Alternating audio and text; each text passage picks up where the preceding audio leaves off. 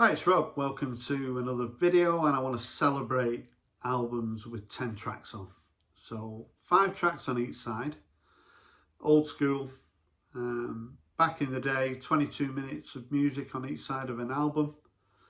So none of this sort of 14, 15 tracks nonsense.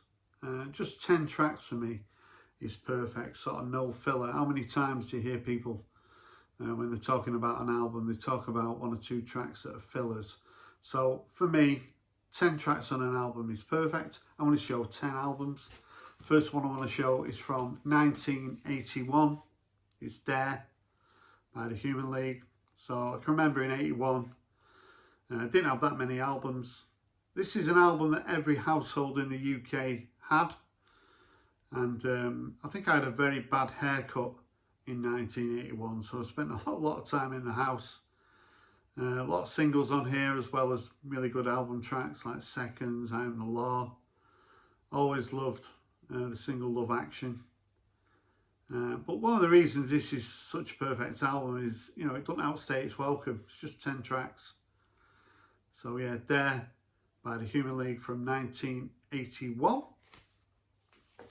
Another album that's sort of perfect is Ian Dury and New Boots and Panties from 1977. So my sister, I've got an older sister, and she had a copy of this, so I used to sort of nab it and play it in my bedroom. And yeah, the track Clever Trevor always kind of makes me smile. I was unfortunate enough to have a boss at work called Trevor for a couple of years. It was an absolute nightmare, and fortunately he's not with the business anymore, but every time he came into my department I was sort of humming Clever Trevor. Always loved the track My Old Man, Wake Up and Make Love With Me, another track I always loved. But again, one of the reasons this is such a great album is it doesn't outstay its welcome. My favourite Ian Dury album is New Boots and Panties from 1977. Here's an album that I show on every video that I do, the Smiths' debut. I know in America you had this charming man on this album, but in the UK it was just 10 tracks. Reel Around the Fountain, Hand in Glove, What Difference Does It Make?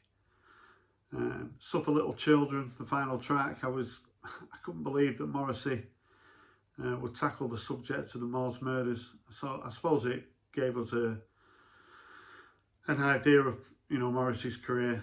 Pretty controversial, and yeah, one of my favourite albums of the 80s, one of my favourite albums of all time, is the Smiths' debut from 1984.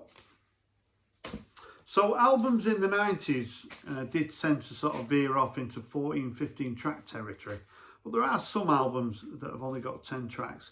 I think when you have the CD, people tended to skip tracks as well, whereas with an album, people tend to, let it roll. And it's Great When You're Straight by Black Grape from, I think it's from 96. It was such a successful album in the UK. Sort of when Shaun Ryder, when the Happy Mondays imploded and Black Grape came on the scene. Such an iconic cover with Carlos the Jackal. But Black Grape were a really big band in the UK for a couple of years, and this album with 10 tracks, Submarine, In the Name of the Father, Kelly's Hero, Big Day in the North, bit of an anthem.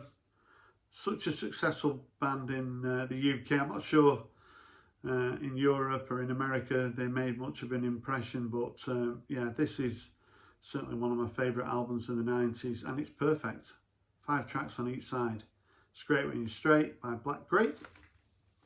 My favourite album from 1988 is From Manly Park to Memphis by Prefab Sprout. So this is the follow-up to Steve McQueen, and this is just a perfect album. Enchanted, I remember that.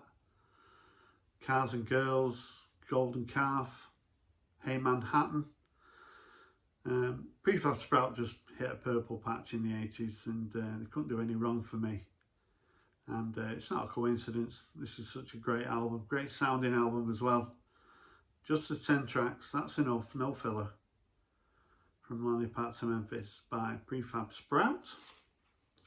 A lot of people's sort of introduction to reggae music in the sort of late 70s would have been Exodus by Bob Marley and the Wailers. So at school I was sort of, the charts were the big thing for me, and Bob Marley had a lot of chart success. And this is like a mini greatest hits really, Jamming and Three Little Birds. Exodus of course, Waiting in Vain, great track. And I won't be on my own to say that this was sort of their introduction to reggae music, and it's just a perfect album for me. 10 tracks, Exodus by Bob Marley and the Wailers. A little bit different, but from a similar time period, 1980, is Nobody's Heroes by Stiff Little Fingers from Belfast, the second album. Remember when I bought this album, it's a little bit battered now. I'd look at the condition of it, it isn't great, maybe due for an upgrade. It starts off with Gotta Get Away, but sort of this sort of punk music lends itself really well to 5 tracks on each side. You know, you don't want any sort of sprawling tracks on this album. Fortunate enough to see him live as well on this tour. Nobody's Heroes. Tin Soldiers was always a favourite of mine as well. But yeah, great album. 10 tracks, Nobody's Heroes by Stiff Little Fingers. You do get new albums that do have 10 tracks, and Jane Weaver, this album flopped from a couple of years ago. So Jane's like electronic, synthy, a little bit folky at times. She's released a number of albums. She's got a new album out at the moment. Originally she's from the Wirral. She's living in the Stockport area at the moment. This was recorded in Stockport. Lead off track, Heart Low, Favourite and Modern Reputation. But a lot of her albums seem to have 10 tracks. Just hits the sweet spot. And yeah, certainly someone worth checking out is Jane Weaver and this album, Flop. 2 to go, another band from the Manchester area, Elbow, Little Fictions. Big fan of early albums by Elbow, but this one is probably my favourite of their sort of recent albums. There's 10 tracks on this one. K2's probably my favourite, Old Disco, magnificent leading track. Just Elbow, a band who I think in America maybe not that well known, but in the UK sell out arenas. And yeah, this is a really good album by Elbow. And finally, let's talk about a band from Liverpool, Echo and the Bunnymen. I can remember when I bought this in 1980, I didn't have many albums, so it's an album I know really well. So Rescue and all that jazz, Crocodiles, the title track. This sort of gave you an idea of you know, how good Echo and the Bunnymen were going to be, and yeah, well, certainly one of my favourite bands from Liverpool.